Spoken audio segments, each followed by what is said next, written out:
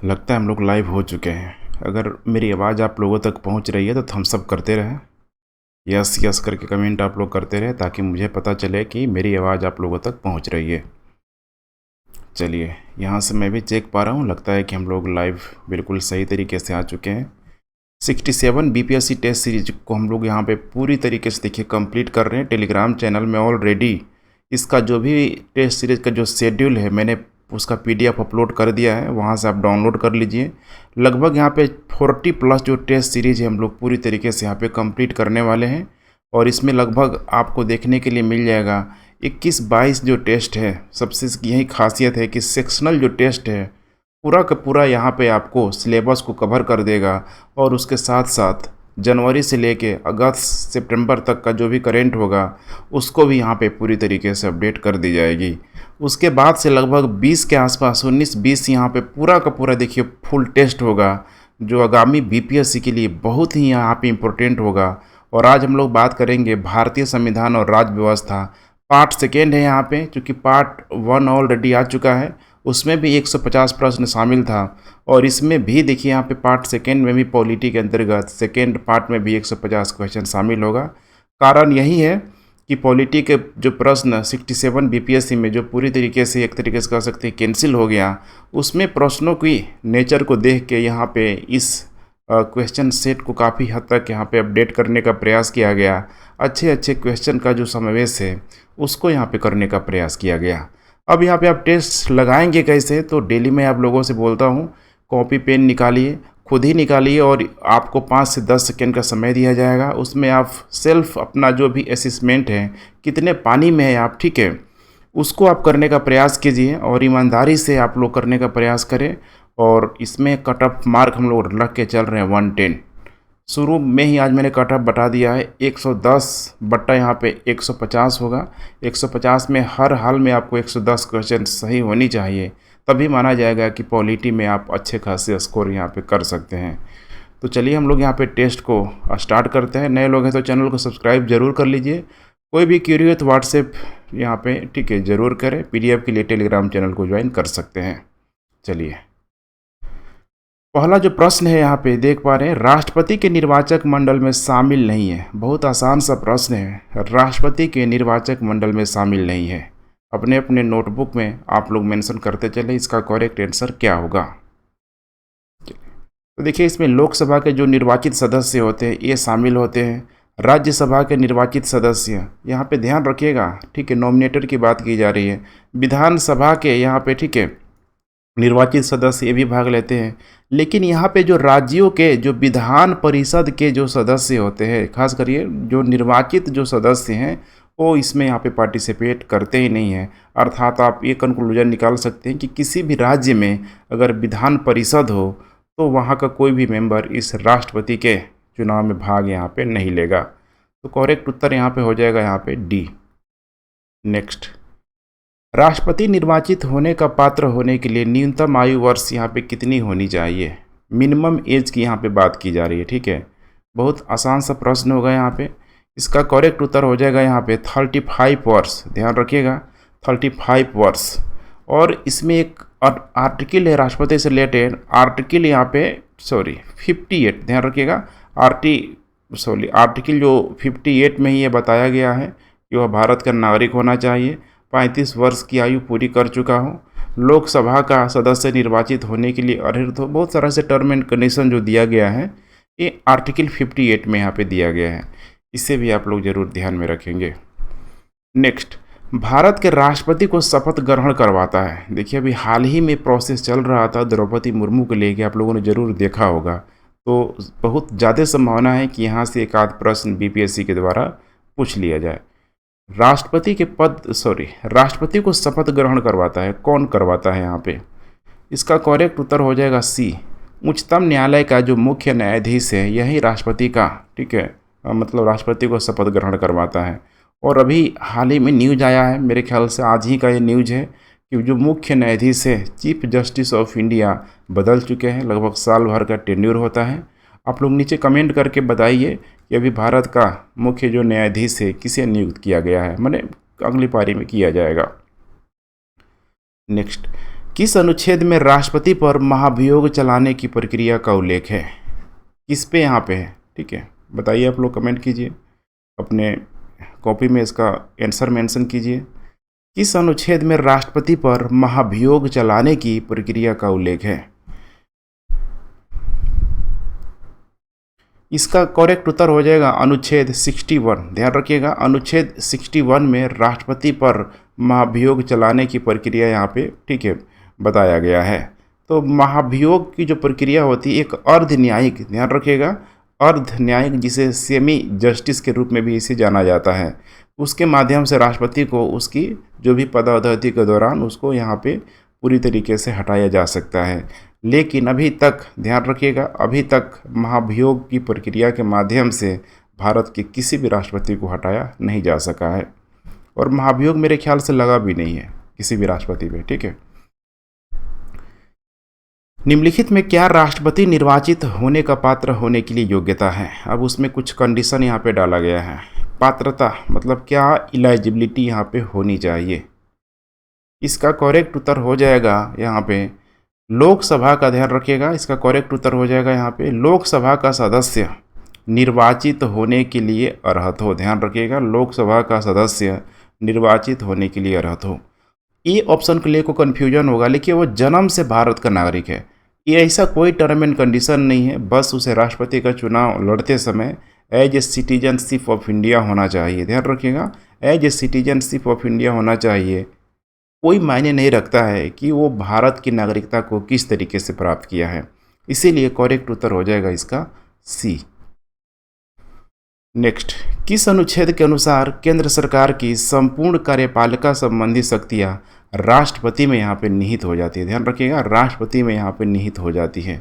Article है, बहुत ही complicated है, और यकीन मानिए जो भी आर्टिकल की इस यहाँ पे टेस्ट सीरीज में चर्चा की जा रही है, बिल्कुल उसे लक्ष्मण रेखा मान के चले, क्योंकि सारे आर्टिकल यहाँ पूछा नहीं जा रहा है, वही आर्टिकल पूछा जाएगा जो किसी न किसी या स्टेट पीसीएस वगैरह में पूछा गया है। तो बहुत इंपॉर्टेंट है, यहाँ पे ध्यान रखिएगा। तो यहाँ पे केंद्र सरकार की संपूर्ण कार्यपालिका संबंधी शक्तियाँ राष्ट्रपति में यहाँ पे निहित है। इसका करेक्ट उत्तर हो जाएगा आर्टिकल, ध्यान रखिएगा 60। आर्टिकल यहाँ पे क्या हो जाएगा करेक्ट उत्तर? ठीक है, 60 यहाँ पे हो जाएगा, 60 हो जाएगा। ठीक है, तो यही इसका यहाँ पे करेक्ट उत्तर हो जाएगा। ठीक है, एक सेकेंड, आर्टिकल मेरे ख्याल से, एक सेकेंड रुकिए, आर्टिकल यहाँ पे 60 नहीं होना चाहिए, 60 मुझे दूसरा चीज़ का यहाँ पे ध्यान आ रहा है।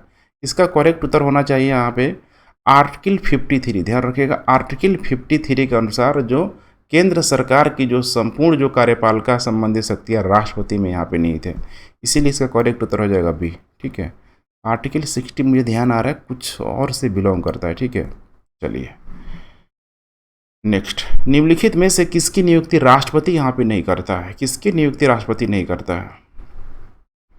बड़ा आसान सा सवाल है। इसका करेक्ट उत्तर हो जाएगा लोकसभा अध्यक्ष। ध्यान रखिएगा, लोकसभा अध्यक्ष की जो नियुक्ति है राष्ट्रपति यहाँ पे नहीं करता है। ठीक है, और लोकसभा जो अध्यक्ष जो होता है, ठीक है, ध्यान रखिएगा, लोकसभा जो अध्यक्ष स्पीकर के रूप में अभी जो भी ओम बिरला का जो नाम है, आप लोगों को ध्यान रखना चाहिए। बाकी अगर देखा जाए तो प्रधानमंत्री हो गया, महान्यायवादी हो गया, और भारत का नियंत्रक लेखा परीक्षक, मैंने ये हो जाएगा यहाँ पे अटॉर्नी जनरल, और ये हो जाएगा यहाँ पे कैग, और इसके बाद से भारत के प्रधानमंत्री। सबकी जो नियुक्ति है राष्ट्रपति के द्वारा ही यहाँ पे किया जाता है। और भारत का जो महान्यायवादी है, ध्यान रखिएगा, राष्ट्रपति के प्रसाद पर्यंत ही यहाँ पे कार्य करता है, अर्थात राष्ट्रपति जब चाहे तब उसे हटा सकता है। नेक्स्ट, राष्ट्रपति 5 वर्ष तक अपने पद पर रहता है। अब इसका करेक्ट स्टेटमेंट यहाँ पे कौन सा यहाँ पे होगा? तो देखिए, करेक्ट स्टेटमेंट होगा अपना पद धारण करने की तिथि से। ध्यान रखिएगा, पद धारण, अर्थात द्रौपदी मुर्मू ने जिस दिन को, मेरे ख्याल से 23 यही था ना, ठीक है, मेरे ख्याल से 23 या 24 जुलाई, शायद 24 जुलाई था। ठीक है, तो 24 जुलाई 2022 को अगर वो पद धारण कर रही है तो 5 साल उसमें एड ऑन कर दीजिए, फिर वही उनका टेन्यूर होगा पूरी तरीके से। राष्ट्रपति अपना त्याग पत्र किसको सौंपता है? ध्यान से देखते चलिए, राष्ट्रपति अपना त्याग पत्र किसको सौंपता है? बड़ा आसान सा सवाल है। ये सौंपेगा यहाँ पे उपराष्ट्रपति को। किसको? उप राष्ट्रपति को अपना त्याग पत्र यहाँ पे सौंपेगा। ठीक है। राष्ट्रपति पर महाभियोग के लिए कितने दिन पूर्व लिखित देना सूचना आवश्यक है? पूर्व लिखित यहाँ पे सूचना देना भी आवश्यक होता है महाभियोग लगाने से पहले। कितने दिन पहले? देखिए, इस तरह के जब भी प्रश्न आए ना, संसदीय जो गतिविधियों से प्रश्न आए, अगर कुछ भी कर नहीं आए तो एक काम करिएगा आप लोग, 14 जो दिन होता है उसी को लगाने की कोशिश कीजिएगा। ये तुक्का अधिकतर जो मामलों में फिट बैठता है। ध्यान रखिएगा, मैं बात कर रहा हूँ अधिकतर, सारे में नहीं। इसमें करेक्ट उत्तर हो जाएगा बी, 14 दिन पहले उसकी सूचना दी जाती है। ठीक है। जैसे कि बहुत सारा जो विधेयक वगैरह जो, ठीक है, जो यहाँ पे प्रस्तुत करना होता है, ठीक है, या फिर राष्ट्रपति कोई विधेयक को कितने दिनों तक रख सकता है, कितने दिनों बाद तो उसे छोड़ेगा, बहुत मैंने कई तरह का प्रश्न इसमें बनता है। ठीक है। तो अधिकतर मामलों में ये 14 दिन जो काफ़ी इम्पोर्टेंट ऑप्शन है। ठीक है, इससे आप लोग ध्यान रखेंगे। राष्ट्रपति का पद रिक्त हो जाने पर कितने समय के अंदर नया राष्ट्रपति यहाँ पे चुन लिया जाता है? कितने समय के अंदर राष्ट्रपति का पद चुन लिया जाता है, मैंने राष्ट्रपति को चुन लिया जाता है? तो मैक्सिमम ध्यान रखिएगा। ठीक है, किसी भी कंडीशन में 6 माह से यहाँ पे अधिक यहाँ पे नहीं होना चाहिए। ठीक है, 6 महीने से पहले ही राष्ट्रपति का निर्वाचन यहाँ पे पूरी तरीके से कर लिया जाता है। और राष्ट्रपति का निर्वाचन कैसे होता था, ठीक है, अभी हम लोगों ने देखा हुआ था। नेक्स्ट, संविधान के अंतर्गत किसी विधेयक पर राष्ट्रपति द्वारा अनुमति देने या ना देने के लिए समय सीमा कितनी यहाँ पे रखी गई है? कितनी यहाँ पे समय सीमा को रखी गई है? तो देखिए, यहाँ पे कह रहा है कि संविधान के अंतर्गत किसी विधेयक पर, अब यहाँ पे कोई विधेयक का जिक्र यहाँ पे नहीं किया गया है। मैं हिट कर रहा हूँ आप लोगों को, कोई विधेयक का जिक्र नहीं किया है। तो राष्ट्रपति द्वारा अनुमति देने या ना देने के लिए समय सीमा क्या है? अब इसका जो करेक्ट उत्तर होगा ई। अब आप लोग दिमाग लगाइए, इसमें से क्या मोर देन 1 होगा? तो यहाँ पे करेक्ट, यहाँ पे मेरे तरफ से जवाब होगा नहीं। इसमें से कोई आंसर देखिए यहाँ पे सफिशिएंट यहाँ पे नहीं है। तो चूंकि आप लोगों ने वीटो पावर का नाम जरूर सोचा, मैंने सुना होगा। ठीक है, तो वीटो पावर को लगा के, मैंने जे बी वीटो को लगा के राष्ट्रपति किसी भी विधेयक को, ध्यान रखिएगा, किसी भी विधेयक को अनिश्चित काल के लिए यहाँ पे रख सकता है। नेक्स्ट, भारतीय संविधान के किस अनुच्छेद में राष्ट्रपति की क्षमा दान की शक्ति का यहाँ पे उल्लेख किया गया है? राष्ट्रपति की क्षमा दान की शक्ति का उल्लेख किया गया है, बताइए कौन सा आर्टिकल है यहाँ पे? इसका करेक्ट उत्तर हो जाएगा अनुच्छेद 72। ठीक है, अनुच्छेद 72 के माध्यम से, ठीक है, राष्ट्रपति यहाँ पे किसी अपराध के लिए यहाँ पे दोषी सिद्ध व्यक्ति को दंड दे सकता है। क्षमा बयान मतलब होता है ना, दंड देना, दंड को कम कर देना यहाँ पे। ठीक है, सब यहाँ पे कर सकता है। लोकसभा एवं राज्यसभा की संयुक्त बैठक किसके द्वारा आहूत की जाती है? अब एक शब्द है यहाँ पे, ध्यान रखिएगा, आहूत किसके द्वारा की जाती है?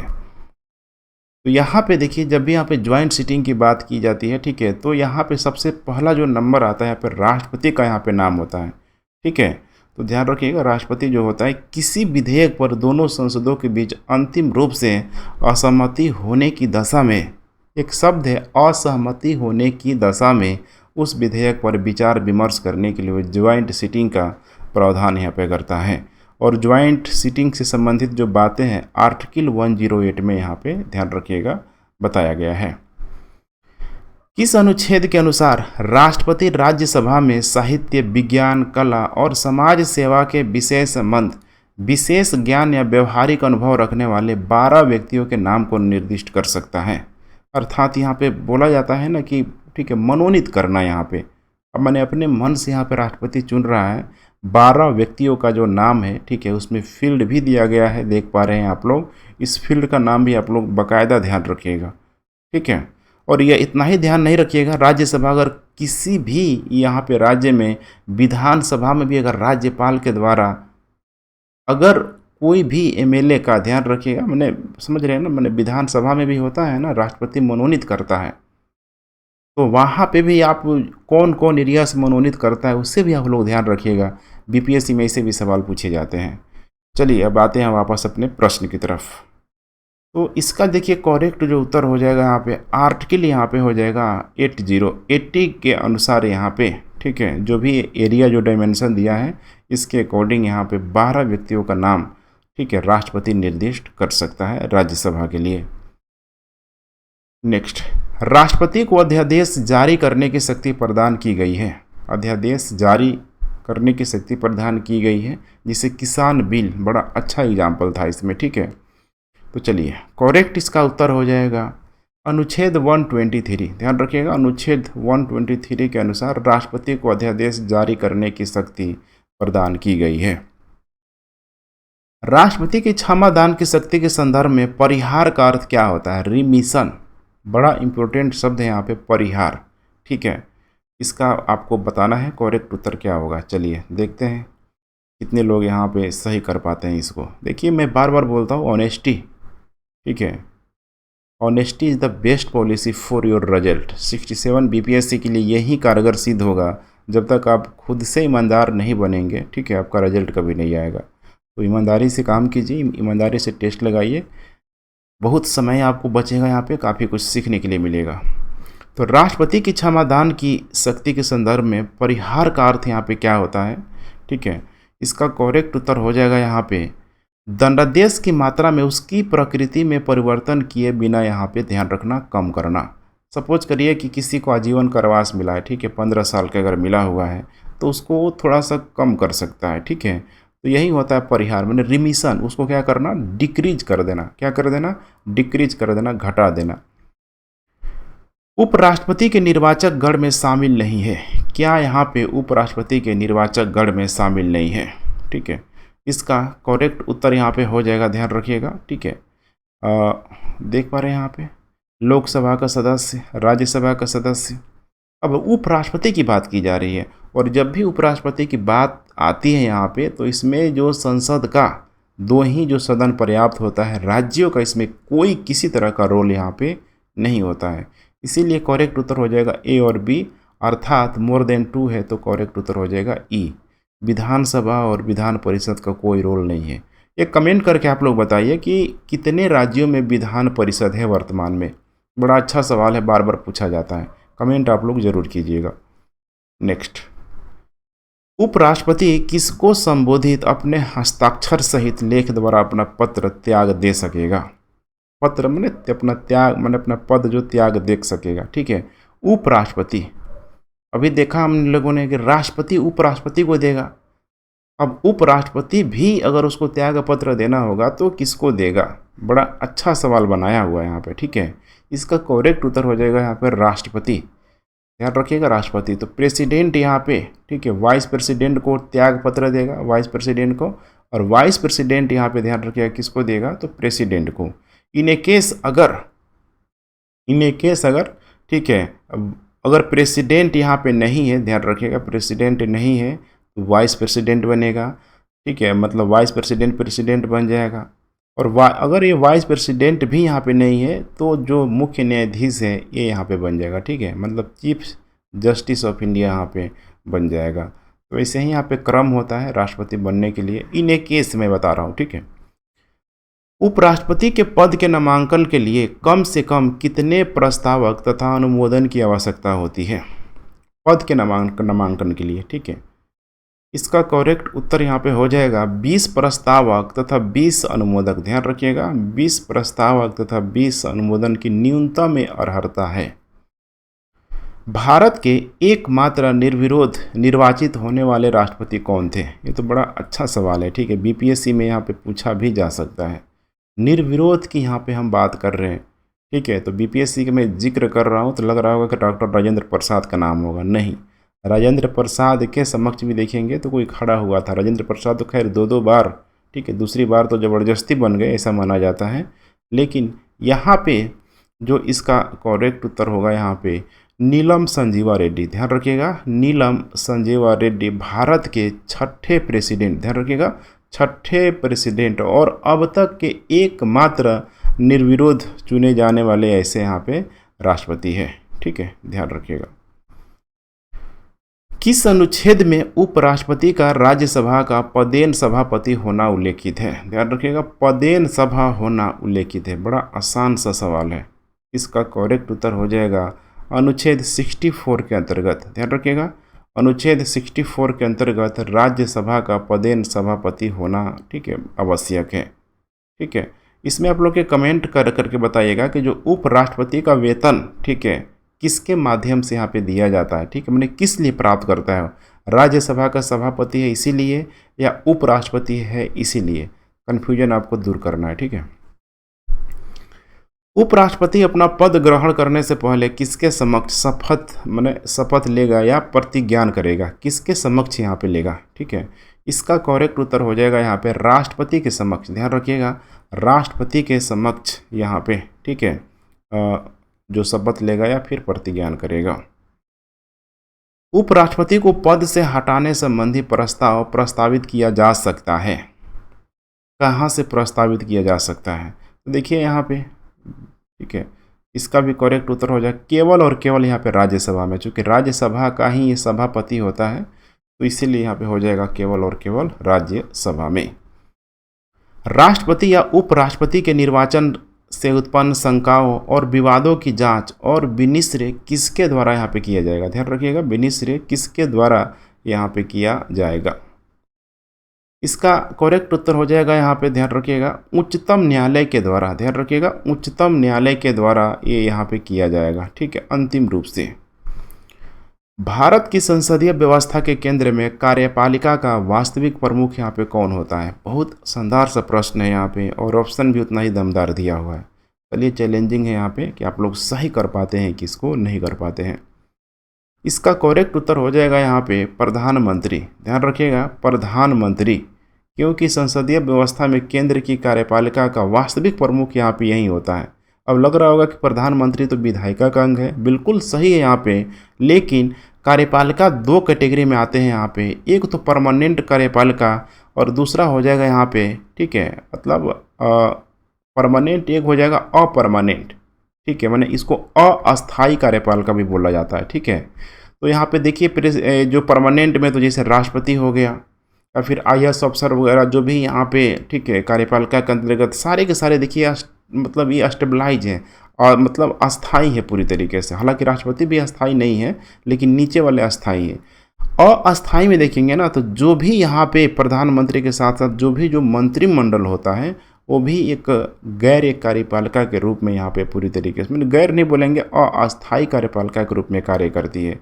इसीलिए यहाँ पे एक इक्वेशन बनता है। ठीक है, जब भी आप यहाँ पे देखेंगे आपको समझ में आ जाएगा। एक मैं गोला बनाता हूँ, ये पूरा का पूरा जो गोला है ये विधायिका है। ध्यान रखिएगा, विधायिका है, और विधायिका के अंदर ही भारत में कार्यपालिका के एक छोटा गोला बनाया जाता है। ध्यान रखिएगा, कार्यपालिका का एक छोटा गोला बनाया जाता है। इसका मतलब कि देखिए, कहीं न कहीं विधायिका के अंतर्गत ही कार्यपालिका कार्य कर रही होती है। ऐसे भी कह सकते हैं कि देखिए, कार्यपालिका का कौन ऐसा जो भाग है विधायिका नहीं है, सारा का सारा भाग है। जैसे कि अगर इंडिया है और यहाँ पे बिहार है, अब खुद सोच के देखिए कि पूरे के पूरे, मतलब अगर भारत में देखेंगे, ठीक है, पूरे के पूरे अगर भारत में देखेंगे तो ऐसा थोड़े है कि बिहार का कोई भाग भारत में नहीं है, बिल्कुल है यहाँ पे। लेकिन अब ये कहेंगे कि बिहार में भारत बसा हुआ है तो गलत हो जाएगा, क्योंकि कुछ एरिया को ज़रूर बिहार माने घेरा हुआ है, भारत के एरिया को, लेकिन पूरा का पूरा बिहार में तो भारत नहीं बसा हुआ है। तो थोड़ा सा असर्शन रीजन में इस टाइप का थोड़ा कन्फ्यूजन क्रिएट करने के लिए प्रश्न पूछ दिया जाता है कथन और कारण में। यदि कोई व्यक्ति जो कि संसद का सदस्य नहीं है प्रधानमंत्री के पद पर नियुक्त किया जाता है तो उसे अधिकतम कितने समय के अंतर्गत संसद का सदस्य होना पड़ता है। कितने समय के अंतर्गत, बहुत अच्छा सवाल है। इसका करेक्ट उत्तर हो जाएगा यहाँ पे 6 मास। ध्यान रखिएगा, 6 मास। इसीलिए 6 महीने के अंतर्गत कोई भी, ठीक है, अगर आप सपोज करिए कि प्रधानमंत्री के बड़ा नज़दीकी आदमी है तो प्रधानमंत्री आपको रातों रात सोचिए कि आपको, ठीक है, मंत्री बना सकता है, कोई भी पद दे सकता है। बस एक कंडीशन उसमें यह है कि 6 महीने के अंतर्गत आपको, ठीक है, बैक साइड से आपको, और वो बैक साइड लोकसभा नहीं होता है, राज्यसभा होता है। राज्यसभा में कहीं न कहीं से आपको क्या किया जाए, तो मतलब चुनाव एकदम जीतना मैंडेटरी होगा। अदरवाइज 6 महीना बाद आपने पूरा मज़ा उठाया, पूरा कार्य किया, लेकिन अगर आप चुनाव नहीं जीत पाएंगे तो जो आपकी जो मतलब मंत्री पद की जो योग्यता थी, अर्हता थी, अपने आप को ख़त्म हो जाएगी। नेक्स्ट, प्रधानमंत्री के संदर्भ में गलत कथन यहाँ पे क्या होगा, गलत कथन यहाँ पे क्या होगा, चलिए ठीक है, इसका करेक्ट उत्तर हो जाएगा सी। वह क्षेत्रीय परिषद का यहाँ पे कह रहा है कि अध्यक्ष होता है। ध्यान रखिएगा, वह क्षेत्रीय परिषद का अध्यक्ष होता है। क्या क्षेत्रीय परिषद का अध्यक्ष होता है? खुद सोच के देखिए आप लोग, ठीक है। वह सत्ताधारी दल का पूरी तरीके से यहाँ पे नेता होता है, ठीक है। तो इसीलिए इसका करेक्ट उत्तर हो जाएगा यहाँ पे सी। ध्यान रखिएगा सी। निम्नलिखित में से कौन कार्यवाहक प्रधानमंत्री यहाँ पे रह चुके हैं? बड़ा इंपॉर्टेंट सवाल है। कार्यवाहक प्रधानमंत्री रह चुके हैं, इसमें एक नाम बड़ा फेमस है, गुलजारी लाल नंदा। ध्यान रखिएगा, गुलजारी लाल नंदा। ऐसा बताया जाता है कि संवैधानिक व्यवस्था के अनुसार प्रधानमंत्री के पद को रिक्त नहीं रखा जा सकता है। ध्यान रखिएगा, रिक्त नहीं रखा जा सकता है। और यहाँ पे गुलजारी लाल जो नंदा है, इनको भारत रत्न भी यहाँ पे ध्यान रखिएगा, ठीक है, मिला हुआ है, ठीक है। तो गुलजारी लाल नंदा राष्ट्रपति यहाँ पे कर सकता है, इनकी नियुक्ति यहाँ पे कर सकता है, ठीक है। भारत में मंत्री परिषद किसके प्रति सामूहिक रूप से उत्तरदायी होती है? ये बड़ा फेमस प्रश्न है, लेकिन आपको देखते हैं कि कितने लोग सही दे पाते हैं इसका उत्तर। मंत्री परिषद किसके प्रति सामूहिक रूप से उत्तरदायी होता है? तो ध्यान रखिएगा, ठीक है, केवल और केवल लोकसभा के प्रति, केवल और केवल लोकसभा के प्रति ही मंत्री परिषद सामूहिक रूप से उत्तरदायी होगा, संसद के प्रति नहीं। ध्यान रखिएगा, संसद के प्रति बिल्कुल ही यहाँ पे नहीं होगा, ठीक है। भारतीय संविधान के किस अनुच्छेद के अंतर्गत भारत के महान्यायवादी पद की व्यवस्था की गई है? महान्यायवादी पद की व्यवस्था की गई है। इसका करेक्ट उत्तर हो जाएगा अनुच्छेद 76 के अंतर्गत भारत के महान्यायवादी पद की व्यवस्था की गई है, जो देश की सर्वोच्च यहाँ पे कानूनी अधिकारी होता है तथा भारत सरकार को विधि जो सलाहकारी के रूप में वही सलाह देता है, ठीक है, माने सलाहकार। महान्यायवादी के संदर्भ में यहाँ पे कह रहा है कि गलत कथन यहाँ पे कौन होगा? अटॉर्नी जनरल से संबंधित। चलिए आप लोग बताइए, अच्छा सा प्रश्न है, बड़ा प्रश्न पूछा जाता है इन सारे सेगमेंट से, ठीक है। महान्यायवादी के संदर्भ में गलत कथन यहाँ पे कौन होगा? इसका करेक्ट उत्तर हो जाएगा वेतन भत्ते संसद द्वारा निर्धारित किए जाते हैं। मैंने बताया हुआ था एक शब्द कि महान्यायवादी राष्ट्रपति के प्रसाद पर्यंत यहाँ पे कार्य करता है। ध्यान रखिएगा, राष्ट्रपति के प्रसाद पर्यंत यहाँ पे कार्य करता है। इसीलिए महान्यायवादी का जो भी वेतन है, भत्ता, कार्यकाल, सारा यहाँ पे राष्ट्रपति के द्वारा निर्धारित की जाती है, ठीक है। तो इसके कार्यालय का, कार्यकाल का संविधान में किसी भी प्रकार का कोई उल्लेख यहाँ पे नहीं किया गया है। माने महान्यायवादी आए तो आप डायरेक्ट राष्ट्रपति को पकड़ के ले आइएगा कि भाई मालिक वही है, ठीक है। भारत में तीनों सेनाओं का सर्वोच्च कमांडर यहाँ पे कौन होता है? ध्यान रखिएगा, तीनों सेनाओं का सर्वोच्च जो कह रहा है कि सर्वोच्च कमांडर यहाँ पे कौन होता है? थोड़ा सा अच्छे से ऑप्शन को पढ़िए, ठीक है, मैंने ऑप्शन को भी देखिए और क्वेश्चन को देखिए, थोड़ा सा सोच समझ के जवाब दीजिएगा, ठीक है। तो देखिए, तीनों सेनाओं का जो सर्वोच्च मैंने क्या होता है यहाँ पे, ठीक है, मतलब सर्वोच्च, टॉप मोस्ट यहाँ पे कहा जा रहा है, टॉपेस्ट मतलब टॉप मोस्ट, ठीक है। तो सबसे जो ऊपर होता है यहाँ पे प्रेसिडेंट। अब प्रेसिडेंट के नीचे मैं तीन यहाँ पे बना रहा हूँ, जो भी यहाँ पे तीन, ठीक है, चाहे नेवी की बात करें, आर्मी की बात करें या फिर एयरफोर्स की बात करें। ये पहले यहाँ पे, ठीक है, सबका जो हेड यहाँ पे कौन हुआ करता था? राष्ट्रपति।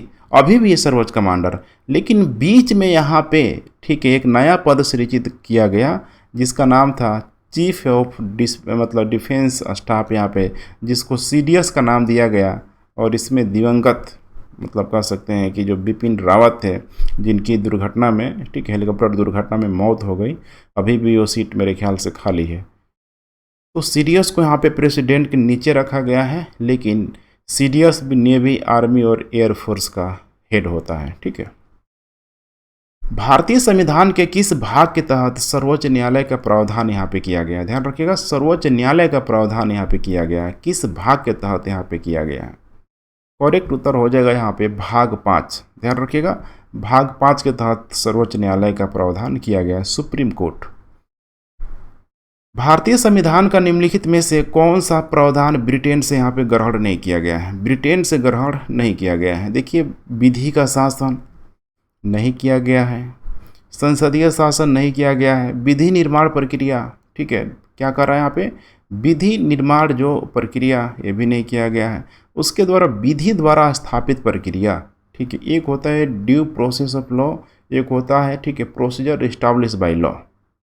तो जो विधि द्वारा जो स्थापित जो प्रक्रिया है यहाँ पे, इसको ध्यान रखिएगा, ठीक है, ब्रिटेन से ग्रहण नहीं किया गया है, ठीक है, इसको जापान से, जापानीज, ठीक है, जापान से ग्रहण किया गया, ठीक है। करेक्ट उत्तर हो जाएगा इसका ई। इस अनुच्छेद के तहत भारतीय संविधान में कहा गया है कि भारत का एक सर्वोच्च न्यायालय होगा। कौन सा वो अधिनियम है? इसका करेक्ट उत्तर हो जाएगा यहाँ पे अनुच्छेद 124। अनुच्छेद 124 के तहत यहाँ पे कहा गया है, ठीक है, कि यहाँ पे भारत में एक सर्वोच्च न्यायालय होगा जिसका जो मुख्य जो कर्ता धर्ता होगा CJI होगा, चीफ जस्टिस ऑफ यहाँ पे इंडिया होगा, ठीक है।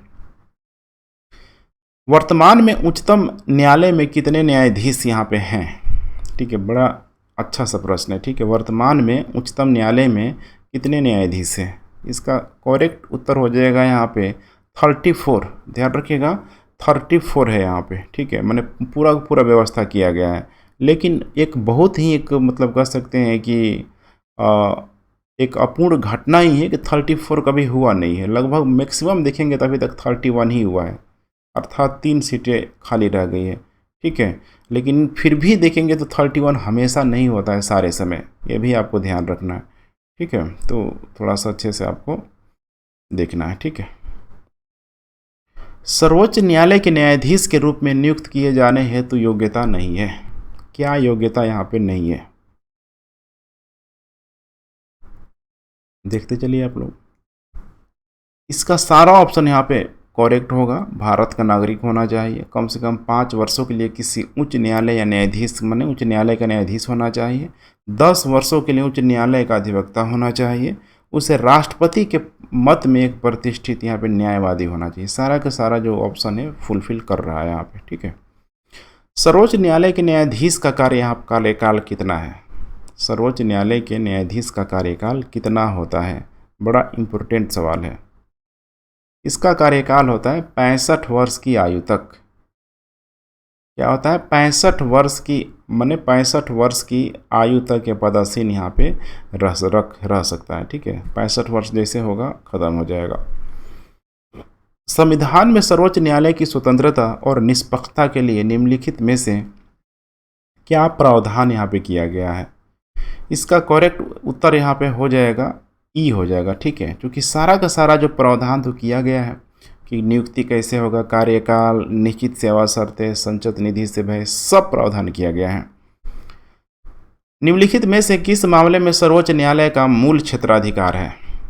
मूल क्षेत्राधिकार है 2 या अधिक राज्यों के मध्य जब विवाद होगा, 2 या अधिक राज्यों के मध्य जब यहाँ पे विवाद होगा तो सर्वोच्च न्यायालय का यहाँ पे जो मूल क्षेत्राधिकार हो जाएगा। जैसे कि एक बड़ा फेमस घटना है कावेरी नदी जो डिस्प्यूट है, ठीक है, कर्नाटक और तमिलनाडु के बीच, तो मामला सर्वोच्च न्यायालय में गया। सर्वोच्च न्यायालय ने एक कमेटी पूरी तरीके से गठित कर दी, तो चल रहा है मामला। किस अनुच्छेद के तहत संविधान राष्ट्रपति को सर्वोच्च न्यायालय की राय लेने का अधिकार देता है?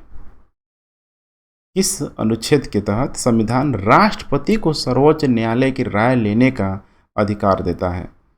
इसका करेक्ट उत्तर यहाँ पे हो जाएगा अनुच्छेद 143 में यहाँ पे, ठीक है, अधिकार देता है। जो आर्टिकल है उसे आप देख भी सकते हैं, यहाँ बहुत अधिक समझाने की जरूरत नहीं है। भारत में किसे जनहित याचिका का जनक माना जाता है? बड़ा इंपॉर्टेंट सवाल है, मान के चलिए प्रश्न यहाँ पे आ रहा है, ठीक है, क्योंकि इसमें जो व्यक्ति का नाम है PN भगवती, ध्यान रखिएगा PN भगवती, ठीक है, मैंने जनहित याचिका मतलब PIL, क्या होता है PIL, ठीक है। इसके माध्यम से पीड़ित व्यक्ति स्वयं या अन्य कोई व्यक्ति, संस्था हो गया, ठीक है, या किसी के द्वारा अगर पीड़ित किया जा रहा है, फिर पर्टिकुलर किसी व्यक्ति के द्वारा अगर पीड़ित किया जा रहा है, उसको हरासमेंट यहाँ पे किया जा रहा है, शोषण किया जा रहा है, तो वो क्या कर सकता है कि अपनी PIL याचिका यहाँ पे दायर कर सकता है। अब वो नहीं करेगा तो कोई संस्था कर देगा, मैंने कोई भी कर सकता है उसका नाम लेके कि देखो इसके साथ ये मैंने हरास यहाँ पे हुआ है। बड़ा इम्पोर्टेंट यहाँ पे डाकघर भी इसमें इंक्लूड है। अगर कुछ भी नहीं तो आप चिट्ठी लिख के सर्वोच्च न्यायालय में आप भेज सकते हैं, उसके भी माध्यम से सुनवाई हो सकती है। सर्वोच्च न्यायालय के न्यायाधीशों की नियुक्ति किसके द्वारा यहाँ पे की जाती है? सर्वोच्च न्यायालय के न्यायाधीशों की नियुक्ति किसके द्वारा की जाती है? बड़ा आसान सा सवाल है, ये हो जाएगा राष्ट्रपति। अब यहाँ पे कॉलेजियम को लेकर थोड़ी बहुत समस्या हो सकती है, कितने लोगों को लगेगा कि न्यायाधीशों की नियुक्ति तो यहाँ पे CGI करेगा, यही तो विवाद चल रहा है ना। देखिए CGI chief justice of India, ठीक है, कॉलेजियम प्रणाली के तहत अगर देखा जाए, ठीक है, तो जो भी न्यायाधीश होगा उसको रिकमेंड करेगा और राष्ट्रपति उसकी पूरी तरीके से नियुक्ति कर देगा। इसी चीज़ को तो हमारी संसद के द्वारा उसको रोकने का प्रयास किया जा रहा है। राज्य के महाधिवक्ता की नियुक्ति किसके द्वारा यहाँ पे की जाती है? महाधिवक्ता की नियुक्ति किसके द्वारा की जाती है?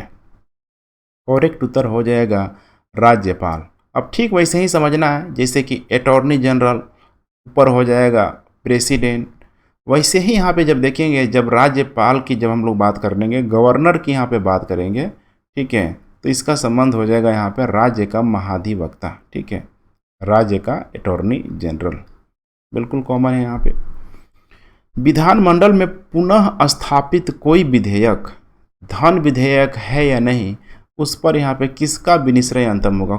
कौन डिसाइड करेगा कि धन विधेयक है कि नहीं है? ये विधायक माने ये डिफाइन करेगा विधानसभा का यहाँ पे अध्यक्ष। ध्यान रखिएगा, विधानसभा का अध्यक्ष, चूँकि पूछ कहाँ रहा है विधानमंडल में, अगर संसद में पूछता तो लोकसभा का अध्यक्ष हो जाता। एक ऑप्शन, ठीक है, एक उत्तर बताइए आप लोग कि बिहार का, ध्यान रखिएगा, बिहार का विधानसभा अध्यक्ष कौन है, व्यक्ति है? अभी कमेंट आप लोग जरूर कीजिएगा।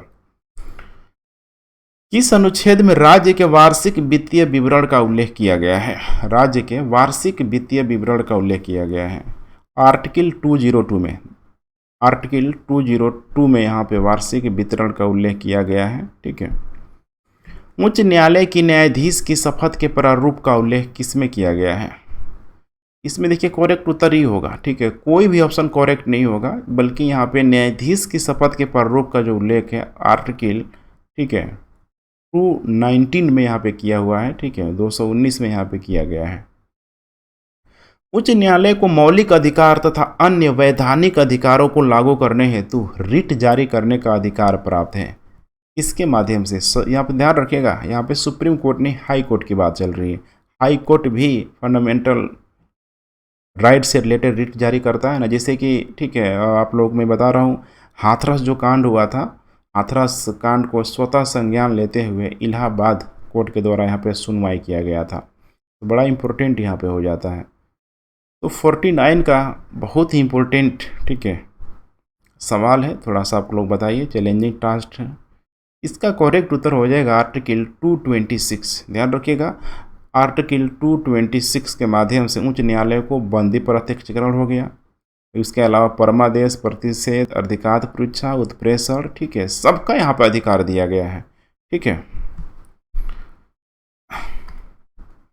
राष्ट्रीय पंचायत दिवस मनाया जाता है, देखिए कितना शानदार प्रश्न है यहाँ पे, राष्ट्रीय पंचायत दिवस मनाया जाता है।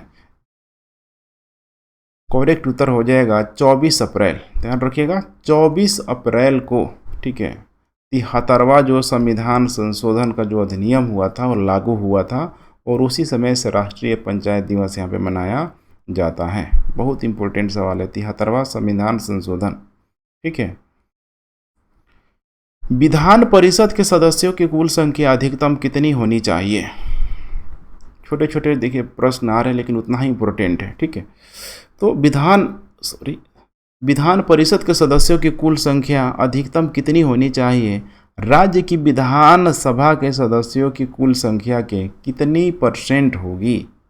इसका करेक्ट उत्तर होगा 1/3। तो यहाँ पे एटलीस्ट यहाँ पे होनी ही होनी चाहिए, 1/3 से एटलीस्ट यहाँ पे होना ही होना चाहिए, ठीक है। लेकिन ऐसा हर एक राज्य में ज़रूरी नहीं है, माना जाता है कि 40 जो कम से कम यहाँ पे विधानसभा का जो मेंबर होना चाहिए, होना ही होना चाहिए। लेकिन कुछ छोटे छोटे राज्य भी हैं जहाँ पे 40 भी विधानसभा के मेंबर यहाँ पे मौजूद नहीं है। विधान परिषद के सदस्यों के चुनाव के संबंध में गलत कथन यहाँ पे क्या होगा? गलत कथन, रॉन्ग स्टेटमेंट की बात की जा रही है। 1/3 सदस्य राज्य के विधानसभा सदस्यों के द्वारा, ठीक है। तो पहला ही जो कथन है यहाँ पे, ठीक है, गलत हो जाएगा। पूछ रहा है कि सॉरी, एक सेकेंड, विधान परिषद के सदस्यों के चुनाव के संबंध में, नहीं नहीं नहीं, ये तो सही है ना। अभी हम लोगों ने देखा 1/3, ठीक है। कभी कभी देखिए हो जाता है, ठीक है ना, कंटिन्यू करते करते लगता है मैं सही बोल रहा हूँ, होता है, लेकिन मैं जल्द उसे रिकॉल भी करने का प्रयास करता हूँ। तो 1/3 जो सदस्य राज्य के विधानसभा सदस्यों के द्वारा, बिल्कुल सही है। 1/3 जो सदस्य नगर पालिका, जिला बोर्ड और अन्य स्थानीय प्राधिकारों के द्वारा, बिल्कुल सही है। और 1/12 भाग, मैंने 1/12 भाग का निर्वाचन शिक्षकों के निर्वाचन मंडल द्वारा, बिल्कुल सही है। और 1/12 देखिए राज्यपाल द्वारा जो मनोनीत, ध्यान रखिएगा, राज्यपाल द्वारा जो मनोनीत यहाँ पे किया जा रहा है, ये यहाँ पे गलत कथन है यहाँ पे, ठीक है।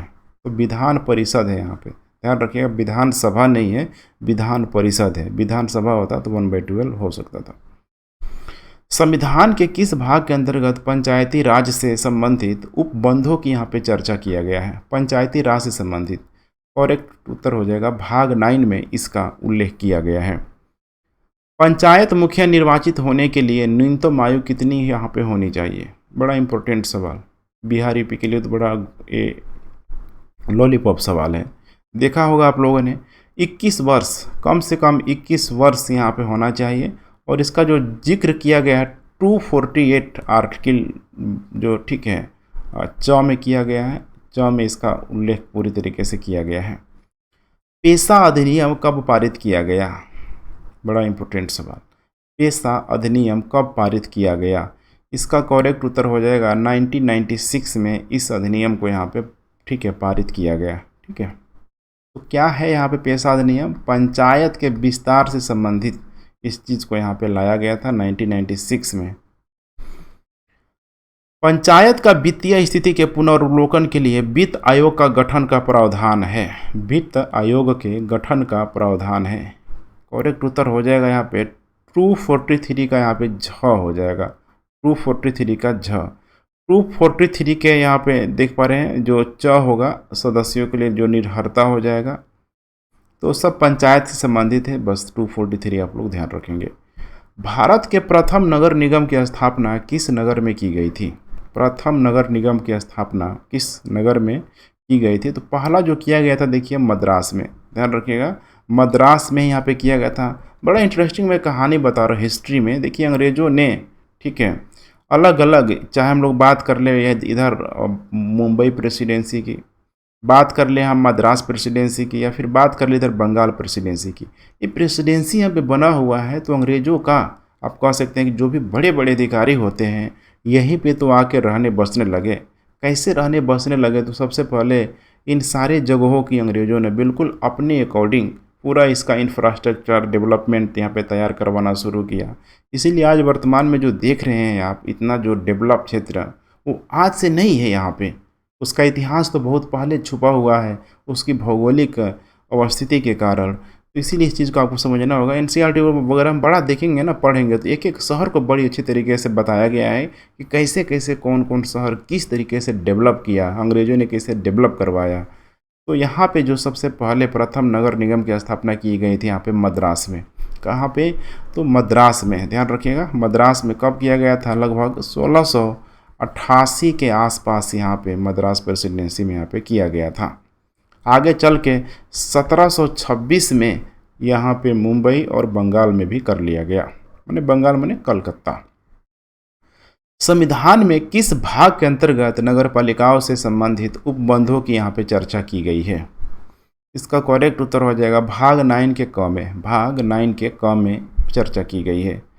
ऐसे संक्रमणशील क्षेत्र जो गांव से शहरों में परिवर्तित हो रहे हैं, इसका गठन किया जाता है। देखिए गांव कन्वर्ट हो रहा है शहर में, अब आइडिया लग गया होगा। इसका जो करेक्ट उत्तर हो जाएगा नगर पंचायत, ध्यान रखिएगा, नगर पंचायत। अब इसके, ठीक है, और भी बड़ा हो जाएगा तो नगर निगम हो जाएगा यहाँ पे। भारत निर्वाचन आयोग निम्नलिखित में से कौन सा चुनाव संपन्न यहाँ पे नहीं करवाता है? कौन सा चुनाव निर्वाचन आयोग, इलेक्शन कमीशन नहीं करवाता है? इतना आसान सा सवाल है। देखिए लोकसभा अध्यक्ष, ध्यान रखिएगा, लोकसभा अध्यक्ष का जो चुनाव है CJI यहाँ पे इलेक्शन कमिश्नर के द्वारा यहाँ पे नहीं किया जाता है। ठीक है, तो इसे भी आप लोग ध्यान रखिएगा। निर्वाचन आयोग मूलतः कितने सदस्यीय था? इलेक्शन कमीशन, बड़ा इम्पोर्टेंट सवाल है। ठीक है, कितने सदस्यीय था? तो देखिए, निर्वाचन आयोग जो मूलतः अगर देखा जाए, ठीक है, तो शुरुआत में देखा जाए तो केवल एक चुनाव आयुक्त यहाँ पे मौजूद था। आगे चल के इसमें 2 और यहाँ पे बढ़ा दिया गया, तो 3 हो गया टोटल। ध्यान रखिएगा, यहाँ पे 3 हो गया। ठीक है, लेकिन कह रहा है कि निर्वाचन आयोग मूलतः कितने सदस्यीय था। अब यहाँ पे 1 भी है, 3 भी है। अगर इसमें सिर्फ और सिर्फ एक व्यक्ति की बात किया जाए तो 1 ही होगा, लेकिन टोटल सदस्य की अगर बात कर रहा है तो 1 प्लस आगे चल के 2 और जोड़ दिया गया, और तीनों का अधिकार बराबर यहाँ पे दिया गया। इसीलिए ऑप्शन यहाँ पे करेक्ट यहाँ पे हो जाएगा, सी हो जाएगा। मुख्य चुनाव आयुक्त का कार्यकाल कितना होता है? यहाँ से देखते चलिए, मुख्य चुनाव आयुक्त का कार्यकाल कितना होता है। देखिए, टर्म एंड कंडीशन लगा हुआ है, बहुत सोच समझ के जवाब देना है। तो देखिए, जो टाइम जो टेन्यूर होता है 6 वर्ष होता है, लेकिन सोचिए अगर कोई 63-64 साल की उम्र में अगर यहाँ पे मुख्य चुनाव आयुक्त बनता है तो क्या वो 6 साल तक जाएगा? इसीलिए इसमें 2 कंडीशन होता है। 6 वर्ष तक अगर रह पाता है तो रहे तो ठीक है, लेकिन एक कंडीशन दे दिया गया है कि 6 वर्ष ये तब तक यहाँ पे होना चाहिए जब 65 वर्ष की आयु को पार नहीं करे। इसका मतलब कि कोई व्यक्ति अगर 59 साल में मुख्य चुनाव आयुक्त बन जाता है तो 6 साल रहेगा ही रहेगा, लेकिन अगर वो कोई 60 प्लस में बनेगा तो फिर आप घटाते जाइए 65 साल तक, माने कोई एक ही कंडीशन यहाँ पे फुलफिल होगा। ध्यान रखिएगा, ठीक है, माने एक कंडीशन आप समझ जाइए। ठीक है, चलिए, निम्नलिखित में से किसको पद हटाने के लिए संविधान में महाभियोग शब्द का उपयोग किया गया है? देखिए, महाभियोग किसके लिए लाया गया है? देखिए, थोड़ा सा आपको दिमाग में जोड़ देना पड़ेगा। महाभियोग की जब भी भारतीय संविधान में बात आती है तो उसमें एक ही पद आता है और वो है प्रेसिडेंट। यहाँ पे कोई ऑप्शन नहीं है, करेक्ट उत्तर हो जाएगा ई। निम्नलिखित में से निर्वाचन आयोग का कार्य क्या होता है? निर्वाचन आयोग का कार्यकाल आयोग का कार्य क्या होता है? ध्यान से आप लोग देखते चलिए, निर्वाचन आयोग का कार्य यहाँ पे क्या होता है। कह रहा है कि पहचान पत्र जारी करना, राजनीतिक दलों को मान्यता प्रदान करना, बिल्कुल सही। निर्वाचन नामावली तैयार, मतदाताओं के लिए मतदान केंद्र तय करना है, सारा का सारा जो काम है देखिए निर्वाचन आयोग ही करता है। करेक्ट उत्तर हो जाएगा ई। स्वतंत्र भारत में प्रथम आम चुनाव कब हुआ था? स्वतंत्र भारत में पहला जो आम जो चुनाव हुआ था, याद रखिएगा, करेक्ट उत्तर हो जाएगा 1952 में, 1952 में यहाँ पे पहला जो आम चुनाव हुआ था। ठीक है, बहुत ध्यान से आपको देखना है। ठीक है, 1952 में किया गया था। नेक्स्ट, संयुक्त लोक सेवा आयोग का अध्यक्ष अपना त्याग पत्र किसको देगा? इसका करेक्ट उत्तर हो जाएगा राष्ट्रपति को देगा। किसको देगा? राष्ट्रपति को यहाँ पे देगा। वित्त आयोग का प्रावधान संविधान के किस अनुच्छेद से है? यहाँ पे वित्त आयोग का प्रावधान, करेक्ट उत्तर होगा अनुच्छेद 280 से। ठीक है, ये बिलोंग करता है। किस 15वें वित्त आयोग का अध्यक्ष, किसे 15वें वित्त आयोग का अध्यक्ष यहाँ पे नियुक्त किया गया था? बड़ा आसान सा सवाल है, ये तो आपको पता होना चाहिए, सिविल सर्विस की तैयारी कर रहे हैं। NK सिंह को यहाँ पे, ठीक है, वित्त आयोग का अध्यक्ष नियुक्त किया गया था। पहला वित्त आयोग किसकी अध्यक्षता में गठित किया गया था? KC नियोगी के अध्यक्षता में पहला वित्त आयोग की यहाँ पे, ठीक है, गठन यहाँ पे किया गया था 1951 में यहाँ पे किया गया था। राष्ट्रीय अनुसूचित जनजाति आयोग से संबंधित अनुच्छेद है, बड़ा इंपॉर्टेंट सवाल है। देखिए, अभी चूंकि राष्ट्रपति बनी हुई है प्रेसिडेंट, ठीक है, द्रौपदी मुर्मू, तो यहाँ से प्रश्न बन सकता है ट्राइब को भी लेके। करेक्ट उत्तर इसका हो जाएगा अनुच्छेद 338 का ए, अनुच्छेद 338 का ए। किस अनुच्छेद में राज्य सूची में विषय के संबंध में राष्ट्रीय हित में विधि बनाने की संसद की शक्ति का उल्लेख किया गया है? संसद की शक्ति का उल्लेख किया गया है अनुच्छेद 248। यदि आपात की उद्घोषणा प्रवर्तन में हो तो राज्य सूची के विषय के संबंध में विधि बनाने की संसद की शक्ति का उल्लेख किसमें यहाँ पे किया गया है? ध्यान रखिएगा, किसमें किया गया है। करेक्ट उत्तर हो जाएगा अनुच्छेद 250 में, अनुच्छेद 250 में। संसद के राज्य के संबंध में अंतर्राष्ट्रीय करारों को प्रभावी करने के लिए विधान बनाने की शक्ति का वर्णन किस अनुच्छेद में यहाँ पे किया गया है? किस अनुच्छेद में किया गया है? अनुच्छेद 253 में। अनुच्छेद को आप बस रट जाइए तो ज़्यादा बेटर होगा, मैं यही कहूँगा। मेंस वगैरह का टॉपिक होगा तो एक रोमांटिसिज्म में जब मैं सारा एक एक चीज़ को पढ़ाऊँगा तो सब आपको रिलेट कर पाएंगे। अंतर्राज्य परिषद का अध्यक्ष यहाँ पे कौन होता है? अंतर्राज्य परिषद का अध्यक्ष कौन होता है? करेक्ट उत्तर हो जाएगा यहाँ पे प्रधानमंत्री। निम्नलिखित में से किसके द्वारा अंतर्राज्य परिषद को स्थापित करने की सिफारिश की गई? किसके द्वारा की गई? करेक्ट उत्तर हो जाएगा सरकारिया आयोग के द्वारा। ध्यान रखिएगा, सरकारिया आयोग के द्वारा संविधान के जो अनुच्छेद जो 263 के अनुसार यहाँ पे सुपरिभाषित करने का यहाँ पे प्रयास किया गया। राज्य पुनर्गठन आयोग 1956 के अंतर्गत गठित आंचलिक परिषदों की संख्या कितनी है? आंचलिक परिषदों की संख्या कितनी है? इसका करेक्ट उत्तर हो जाएगा 5। ध्यान रखिएगा 5। बिहार को किस आंचलिक परिषद में शामिल किया गया है? बड़ा इंपॉर्टेंट सवाल। बिहार को किस आंचलिक परिषद में शामिल किया गया है? इसे शामिल किया गया, देखिए, पूर्वी आंचलिक परिषद में। पूरा पूरा अगर मैप देखेंगे तो बिहार इधर ही आएगा पूरब की तरफ, ठीक है। आंचलिक परिषदों की अध्यक्षता किसके द्वारा की जाती है? इसका करेक्ट उत्तर हो जाएगा केंद्रीय गृह मंत्री के द्वारा आंचलिक परिषदों की अध्यक्षता यहाँ पे की जाती है। किस संविधान संशोधन द्वारा संविधान में जीएसटी परिषद का प्रावधान किया गया? जीएसटी परिषद का प्रावधान किया गया, किसमें किया गया? इसका करेक्ट उत्तर हो जाएगा 101वें संविधान संशोधन में। कितने बार प्रश्न देखिए पूछा जा चुका है, ठीक है। तो ध्यान रखिएगा, इसमें जो आर्टिकल का जो जिक्र आएगा 279 सब आर्टिकल यहाँ पे 1 होगा, इसी में जीएसटी परिषद का प्रावधान किया गया है। जीएसटी परिषद का अध्यक्षता किसके द्वारा यहाँ पे किया जाएगा? बड़ा आसान सा जवाब होगा, ठीक है। इसकी अध्यक्षता यहाँ पे किया जाएगा केंद्रीय वित्त मंत्री के द्वारा। ध्यान रखिएगा, केंद्रीय वित्त मंत्री के द्वारा, प्रधानमंत्री नहीं, प्रधानमंत्री नीति आयोग आएगा, ठीक है। जीएसटी परिषद का प्रत्येक निर्णय मान्य लेने के लिए किस बहुमत की आवश्यकता होगी? देखिए, हर एक कंडीशन को जीएसटी से रिलेटेड पूछा जा रहा है, ध्यान से देखते चलिए आप लोग, ठीक है।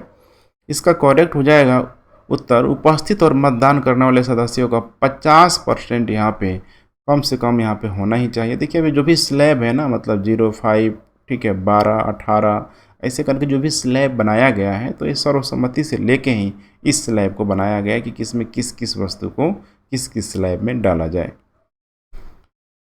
वित्तीय आपातकाल का उल्लेख यहाँ पे किया गया है, किस में किया गया है? अनुच्छेद 360 में वित्तीय आपातकाल का उल्लेख यहाँ पे किया गया है। ध्यान रखिएगा, अनुच्छेद 300 यहाँ पे हो जाएगा 60 में हो जाएगा, ठीक है।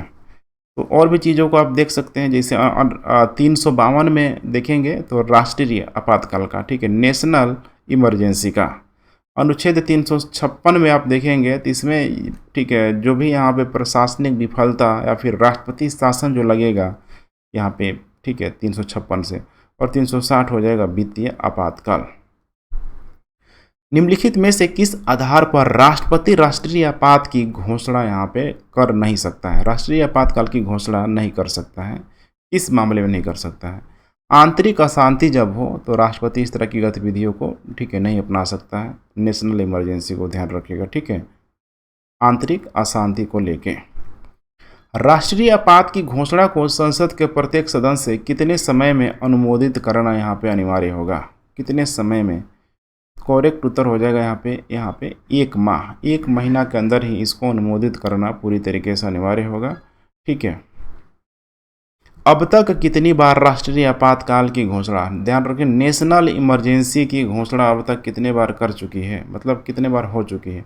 3 बार यहाँ पे किया जा चुका है आप भी जाके। एक तो 1962 में, वही हिंदी चीनी भाई भाई, चाहे चीन से जब वार चल रहा था।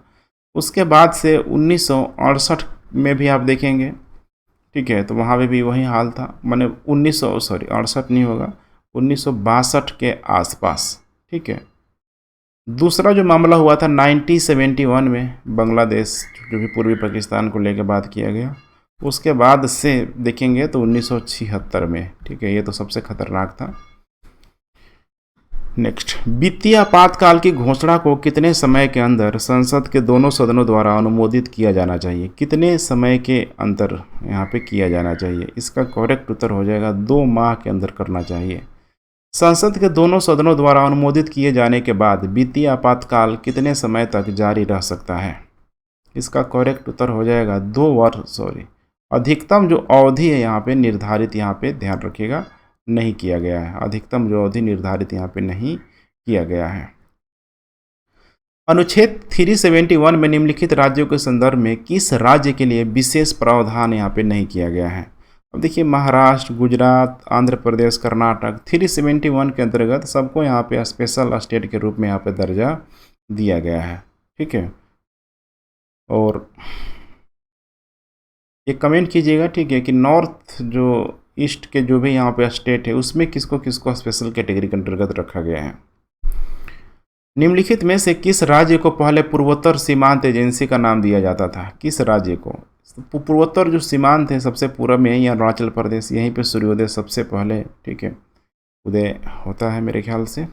आप लोग नाम बताइएगा तो उस जगह का नाम क्या है जहाँ पे, ठीक है, सबसे जो पूर्वी जो भाग है भारत का या फिर अरुणाचल प्रदेश का।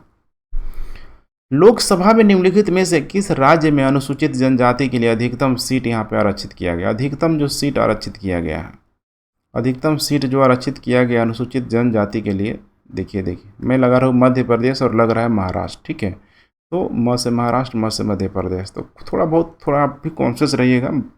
बोलता मैं ठीक हूँ, ठीक है, लेकिन कभी कभी टिक लगाने में गड़बड़ हो जाती है। भारतीय संविधान के किस भाग में आपातकाल से संबंधित उपबंध यहाँ पे निम्नलिखित है? किस भाग में? उस भाग का यहाँ पे नाम है 18। भाग 18 में सब यहाँ पे बताया गया है।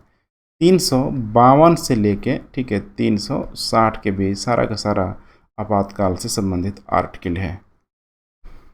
राष्ट्रीय अनुसूचित जनजाति आयोग अध्यक्ष का कार्यकाल यहाँ पे कितना होता है? बहुत इंपॉर्टेंट सवाल है, कितना होता है? तो इसका करेक्ट उत्तर हो जाएगा यहाँ पे राष्ट्रीय ठीक है, यहाँ पे करेक्ट उत्तर हो जाएगा, ठीक है, 3 वर्ष। कितना होगा यहाँ पे? 3 वर्ष यहाँ पे होगा राष्ट्रीय अनुसूचित जनजाति आयोग का पूरी तरीके से कार्यकाल। ठीक है, नेक्स्ट, वित्त आयोग के संदर्भ में गलत कथन, यहाँ पे गलत स्टेटमेंट यहाँ पे क्या होगा? पहला, यह एक विधायी निकाय है। देखिए, वित्त जो आयोग है एक विधायी निकाय यहाँ पे नहीं है, आप लोग इस चीज़ को ध्यान रखिएगा। पहला एक जो कथन है यहाँ पे गलत हो जाएगा। निम्नलिखित में से किस संविधान संशोधन को मिनी संविधान भी कहा जाता है? बड़ा ही फेमस प्रश्न है, मेरे ख्याल से पता होना चाहिए, बच्चे को पता भी होता है। 42वां जो संविधान जो संशोधन है 1976 में जो किया गया था, बड़ा लंबा चौड़ा है। ठीक है, पॉलिटी लक्ष्मीकांत में देखेंगे तो, ठीक है, कई सारे पेज में इसमें इतना सारा संविधान संशोधन हुआ, एक जगह आपको कंपाइलेशन मिल जाएगा। किसने राज्य के निर्माण वर्तमान राज्य की सीमा में परिवर्तन के लिए कोई भी विधेयक किसकी सिफारिश के बिना संसद में प्रस्तुत यहाँ पे नहीं किया जा सकता है? करेक्ट उत्तर हो जाएगा यहाँ पे राष्ट्रपति। ध्यान रखिएगा, राष्ट्रपति के सिफारिश के बिना संसद में प्रस्तुत नहीं किया जा सकता है। निम्नलिखित में से किस संविधान संशोधन में राष्ट्रपति को देश के किसी भी हिस्से में आपातकाल लगाने का अधिकार प्राप्त है? करेक्ट उत्तर हो जाएगा 42वां संविधान संशोधन के अंतर्गत। निम्नलिखित में से किस संविधान संशोधन में मतदान की उम्र को 21 वर्ष से घटाकर 18 वर्ष यहाँ पे कर दिया गया है? 21 वर्ष से घटाकर 18 वर्ष यहाँ पे कर दिया गया है। करेक्ट उत्तर हो जाएगा इसका ई। उपयुक्त में से कोई नहीं, क्योंकि इसका करेक्ट उत्तर होगा 61वां संविधान संशोधन। कौन सा? 61वां संविधान संशोधन हुआ कब है? तो 1989 में यहाँ पे हुआ है, और 21 वर्ष से घटाकर यहाँ पे, ठीक है, 21 वर्ष से घटाकर मैंने वहीं 18 वर्ष यहाँ पे कर दिया गया है। 10वीं अनुसूची को यहाँ पे जोड़ा गया है। कब 10वीं अनुसूची को जोड़ा गया है? बड़ा अच्छा सवाल है। इसको जोड़ा गया है 1985, ठीक है, एंटी डिफेक्शन लॉ, दल बदल, ठीक है, जो भी कानून था उससे संबंधित है। 99 देखते चलिए। निम्नलिखित में से संविधान संशोधन में, किस संविधान संशोधन में लोकसभा और राज्यसभा विधानसभाओं का कार्यकाल 5 वर्ष से बढ़ाकर 6 वर्ष यहाँ पे कर दिया गया? कौन सा अमेंडमेंट होगा? करेक्ट होगा 42वां संविधान संशोधन के माध्यम से लोकसभा और राज्य विधानसभाओं का कार्यकाल 5 वर्ष बढ़ाकर 6 वर्ष यहाँ पे कर दिया गया। ठीक है, 8वीं अनुसूची से संबंधित संविधान संशोधन यहाँ पे कौन होगा? 8वीं अनुसूची से संबंधित करेक्ट उत्तर हो जाएगा 71वां संविधान संशोधन। चलिए बात करते हैं नेक्स्ट प्रश्न की। निम्नलिखित में से किसने संसद के विशेष बहुमत और राज्य के विधानमंडलों की स्वीकृति से संशोधन किया जाता है? मतलब राज्य के विधानमंडलों की स्वीकृति से संशोधन किया जाता है। विशेष बहुमत, ध्यान रखिएगा, बात किया जा रहा है। ठीक है, इसका करेक्ट उत्तर हम लोग देखते हैं। राष्ट्रपति का निर्वाचन बिल्कुल सही है, विशेष बहुमत ही होना चाहिए। राष्ट्रपति निर्वाचन की कार्य पद्धति बिल्कुल सही है। संघ की कार्यपालिका शक्ति का विस्तार, राज्यों की कार्यपालिका शक्ति का विस्तार है। हर जगह इसमें देखेंगे ना यहाँ पे तो विशेष बहुमत और राज्य के विधानमंडलों की स्वीकृति से इसमें संशोधन किया जा सकता है। करेक्ट उत्तर हो जाएगा इसका ई। 9वीं अनुसूची को संविधान में शामिल किया गया। कब इसको संविधान में शामिल किया गया? तो 9वीं अनुसूची को संविधान में जो शामिल किया गया था, पहला ही, ध्यान रखिएगा, पहला ही जो अमेंडमेंट था तभी यहाँ पे कर लिया गया था 1951 में, क्योंकि मूल जो संविधान में जो अनुसूची की संख्या 8 था और 1951 में बढ़ा के एक यहाँ पे एड ऑन कर दिया गया, मतलब 9 हो गया 1951 में। ध्यान रखिएगा 1951 में यहाँ पे कर लिया गया। कौन सा? तो पहला संविधान संशोधन, इसीलिए कोई भी करेक्ट उत्तर नहीं होगा, ई हो जाएगा। ठीक है, लोक लेखा समिति का सर्वप्रथम गठन कब किया गया था? लोक लेखा समिति का सर्वप्रथम गठन कब किया गया था? करेक्ट उत्तर हो जाएगा इसका 1921 में लोक लेखा समिति का गठन किया गया था। वर्तमान में लोक लेखा समिति में सदस्य संख्या कितनी है? कितनी है? करेक्ट उत्तर हो जाएगा यहाँ पे डी। ध्यान रखिएगा, डी मतलब 30 के आसपास है यहाँ पे वर्तमान में। ठीक है, सॉरी 30 नहीं होगा, यहाँ पे 22 होगा। ठीक है, 22 के आसपास है। ठीक है, जिसमें अगर देखा जाए तो उसको 2 कैटेगरी में बांट सकते हैं। 15 जो है यहाँ पे टोटल लोकसभा से हैं और 7 जो हो जाएगा यहाँ पे राज्यसभा से है। बहुत इंपॉर्टेंट है लोक लेखा समिति, टोटल के टोटल 22 समिति है। राज्यसभा के बारे में कौन सा कथन गलत है? कौन सा कथन गलत है राज्यसभा के बारे में, बताइए आप लोग। इसका गलत जो कथन है, देखिए, राज्यसभा एक अस्थायी निकाय है, बिल्कुल सही है, टूट नहीं सकता है। इसे 3 अप्रैल 1952 को विधिवत बनाया गया था, ये भी बिल्कुल सही है। राज्यसभा के 12 सदस्य राष्ट्रपति द्वारा मनोनीत किया जाता है, ऑलरेडी हम लोग पहले पढ़ चुके हैं, ये भी सही है। राज्यसभा के 1/3 सदस्य प्रति वर्ष रिटायर होते हैं। अब यही समस्या है ना, प्रति वर्ष थोड़े होते हैं, हर 2 वर्ष के बाद से रिटायर होते हैं। ठीक है, तो गलत है। सहकारी समितियों के संबंधित प्रावधान किस संवैधानिक संशोधन द्वारा नीति निर्देशक तत्वों में शामिल किया गया है? सहकारी समिति से रिलेटेड है। करेक्ट उत्तर हो जाएगा संविधान का 97वां संशोधन। ध्यान रखिएगा, संविधान का 97वां संशोधन में इस चीज़ को यहाँ पे लाया गया था। ठीक है, कब हुआ था? 2011 में। 2011 में विधानसभा द्वारा बनाए गए विधेयक को क्या कहा जाता है? विधानसभा द्वारा बनाया गया जो भी विधेयक को क्या कहा जाता है? बड़ा आसान से जवाब होगा। ठीक है, इसको कहा जाता है, देखते चलिए आप लोग, एक वैधानिक कानून के रूप में इसे जाना जाता है, एक वैधानिक कानून के रूप में। निम्नलिखित में से कौन सी समिति पिछड़े वर्गों से संबंधित है? ये भी बहुत इंपॉर्टेंट सवाल है। पिछले वर्गों से संबंधित है, उस समिति का नाम है काका कालेलकर समिति। ध्यान रखिएगा, काका कालेलकर समिति। इसमें लगभग 1953 में इस चीज़ को यहाँ पे लाया गया था। 1953 में इस कमेटी को लाया गया था और इस कमेटी ने 1955 में अपनी रिपोर्ट को यहाँ पे सौंप दिया, सब यहाँ पे बता दिया। ठीक है, जो भी सुधार वगैरह रिफॉर्म की ज़रूरत है सब बताया। निम्नलिखित मामलों में कौन सा संविधान की बुनियादी संरचना के सिद्धांत से यहाँ पे कह रहा है कि संबंधित है? बुनियादी संरचना के सिद्धांत संबंधित है। तब यहाँ पे देखिए, संविधान का जो बेसिक स्ट्रक्चर को जो डिफाइन किया गया था केशवानंद भारती बनाम केरल जो प्रदेश था, इसी के माध्यम से किया गया था। बड़ा फेमस है केशवानंद भारती, भी हाल ही में, ठीक है, इनकी मृत्यु हुई है, तो प्रश्न बन सकता है। भारत के आकस्मिक निधि को निम्नलिखित में से किसके निपटारे में यहाँ पे रखा गया था? किसके निपटारे में रखा गया था? इसका करेक्ट उत्तर हो जाएगा भारत के राष्ट्रपति। ध्यान रखिएगा, भारत के राष्ट्रपति। पंचायती राज की 3 स्तरीय प्रणाली किस राज्य द्वारा पहली बार अपनाई गई थी? 3 जो लेयर है किस राज्य के द्वारा पहली बार अपनाई गई थी? उस राज्य का नाम है राजस्थान। ध्यान रखिएगा, पहली बार राजस्थान में यहाँ पे अपनाया गया था। लगभग 2 अक्टूबर, गांधी जी याद आ गए होंगे, ठीक है। 1959 को नेहरू के द्वारा ही राजस्थान में शुरुआत किया गया था। इसके जस्ट बाद ये प्रक्रिया आंध्र प्रदेश में शुरू कर दी गई थी। भारतीय संविधान के अनुसार नई लिखित भारतीय सेवाओं की शुरुआत निम्नलिखित में से किसके द्वारा यहाँ पे हो सकती है? किसके द्वारा यहाँ पे हो सकती है? करेक्ट उत्तर हो जाएगा यहाँ पे राज्यसभा। ध्यान रखिएगा, राज्यसभा के द्वारा हो सकती है। निम्नलिखित में से किस राज्य में लोकसभा सीटों की संख्या अधिकतम है? लोकसभा सीटों की संख्या सबसे यहाँ पे अधिक होगा। बड़ा आसान सा प्रश्न है यहाँ पे, बताइए आप लोग।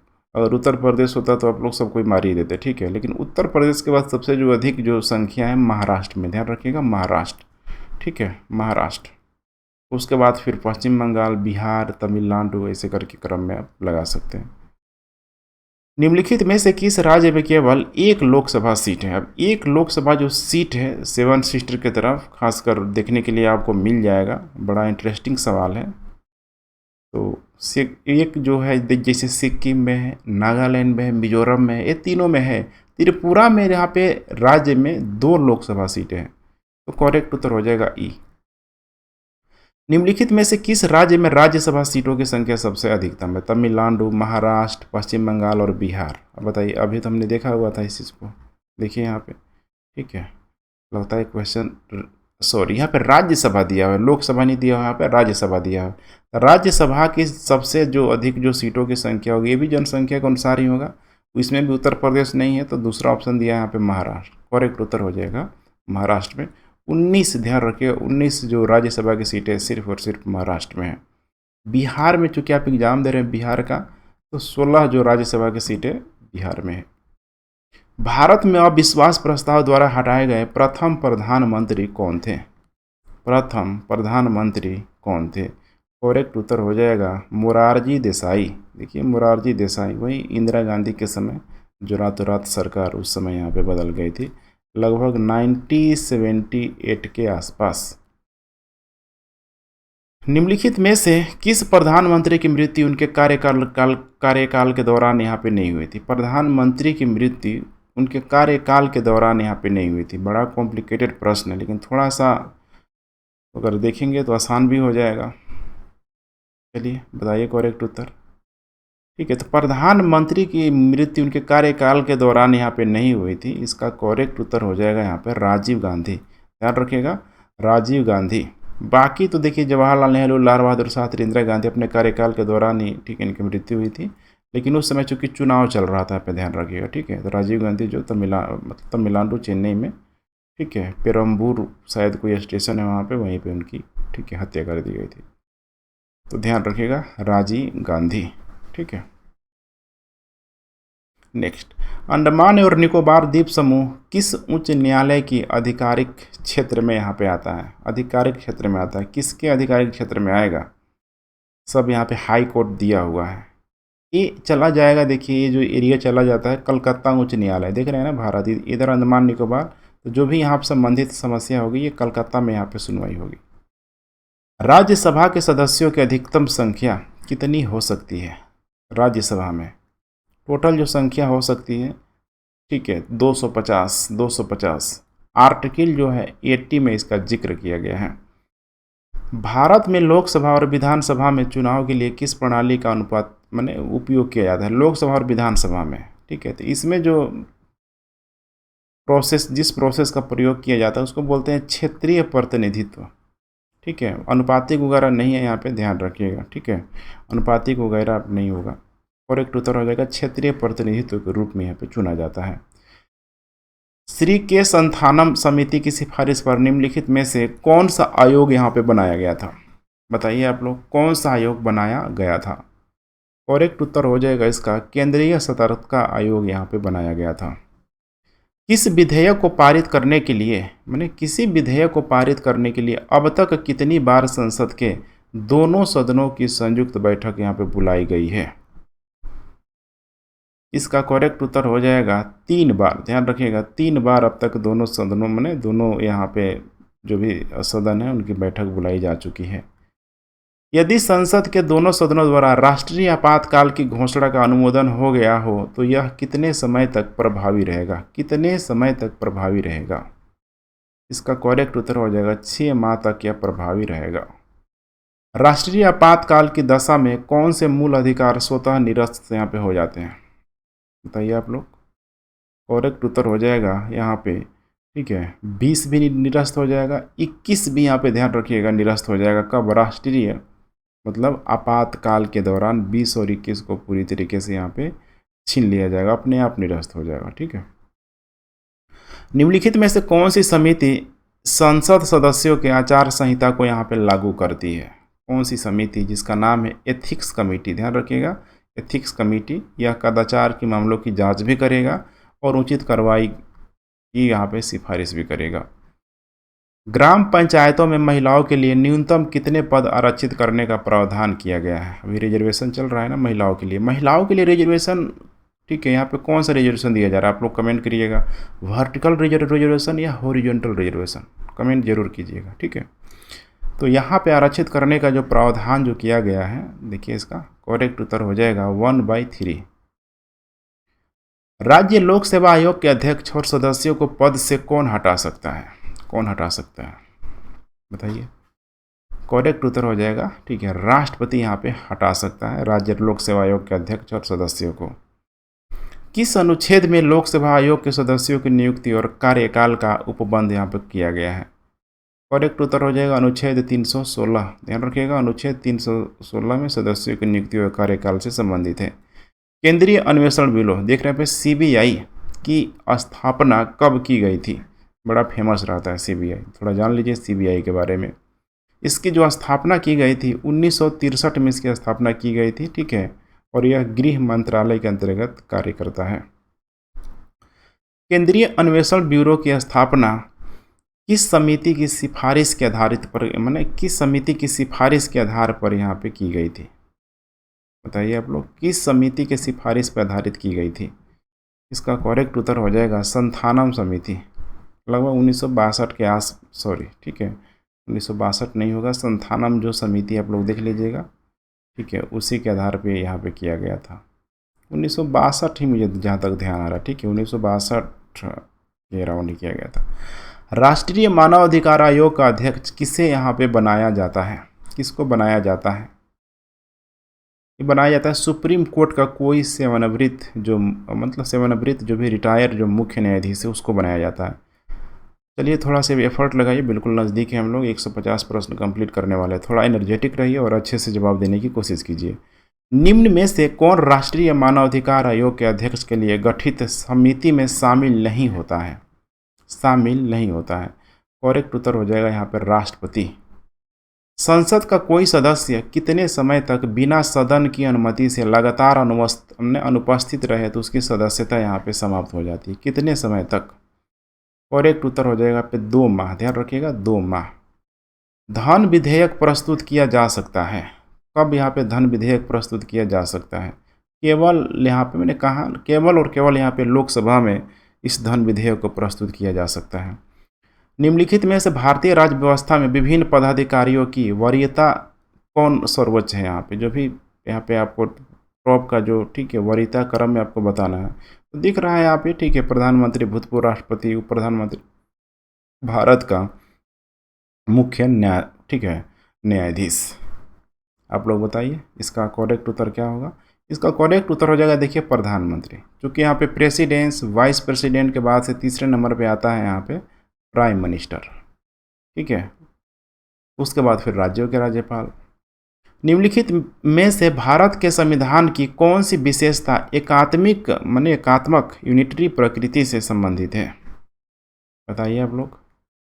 इसका करेक्ट उत्तर हो जाएगा केंद्र द्वारा राज्यपाल की नियुक्ति। बिल्कुल ही देखिए यूनिटरी एकात्मक प्रकृति है इसमें, यहाँ पे जिसकी लाठी उसकी भैंस वाली बात है। ठीक है, भारत के संविधान को विस्तृत बनाने के पीछे निम्न में से क्या कारण था?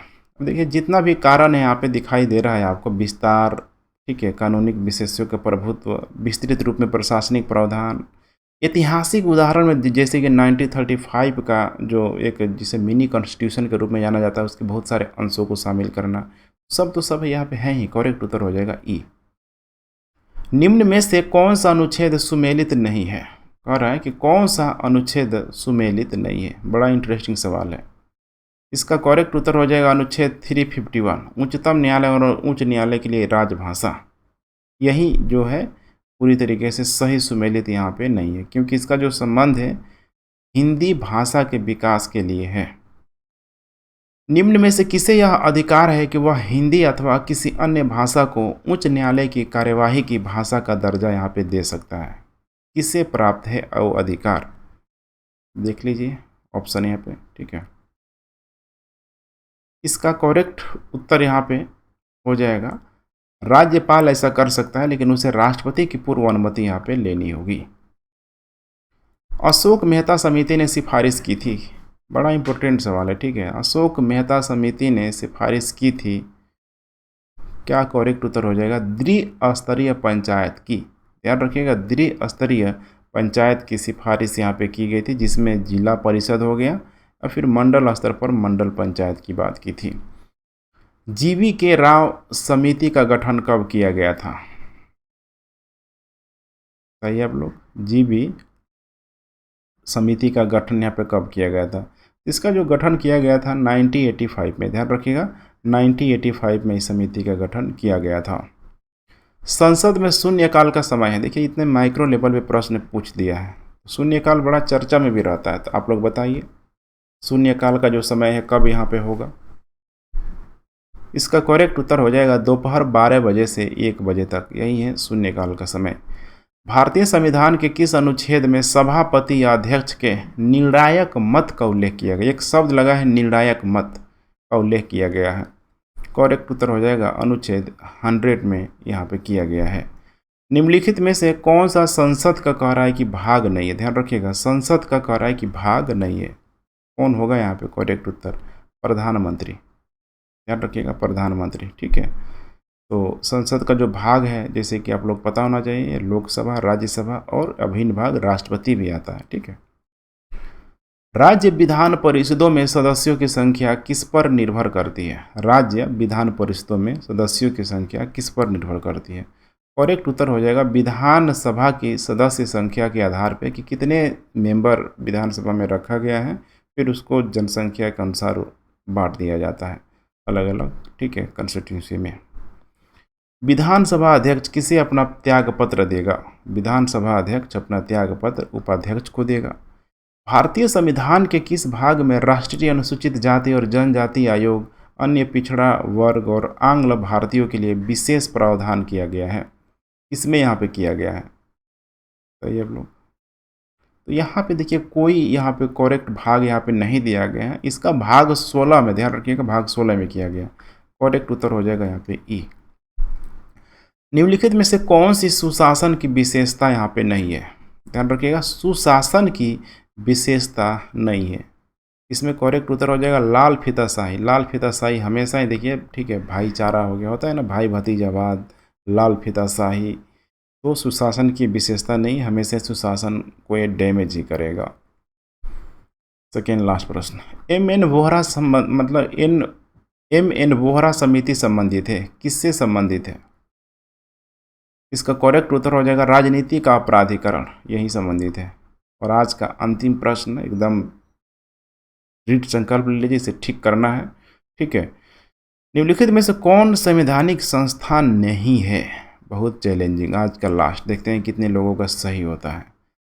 संवैधानिक संस्था नहीं है, थोड़ा सा ध्यान देंगे तो आसानी से इसे कर जाएंगे, ठीक है। करेक्ट उत्तर यहाँ पे हो जाएगा, यहाँ पे देखते चलिए आप लोग, लोकसभा का जो सचिवालय है, पहली बार ऐसा आप लोगों को लग रहा होगा, ठीक है, सेक्रेटरीट जिसको बोला जाता है, यह एक संवैधानिक संस्था नहीं है, ठीक है। तो ये बिल्कुल क्लियर है। तो चलिए फ्रेंड्स, ठीक है, आज 150 क्वेश्चन हम लोगों ने कंप्लीट कर लिया। अब आपकी बारी है कि आपने कितने प्रश्नों को सही किया है। ऑनेस्टी पूर्वक कमेंट में अपना रिस्पॉन्स दीजिए, ठीक है। कमेंट ज़रूर कीजिए कि कितने प्रश्न आपके सही हो रहे हैं। 110 मैंने रखा हुआ था, तभी जाके हमें भी पता चलेगा कि हमें आप लोगों के लिए कितना और अधिक मेहनत करने की ज़रूरत है। तो ठीक है फ्रेंड्स, थैंक्स फॉर वॉचिंग। जय हिंद।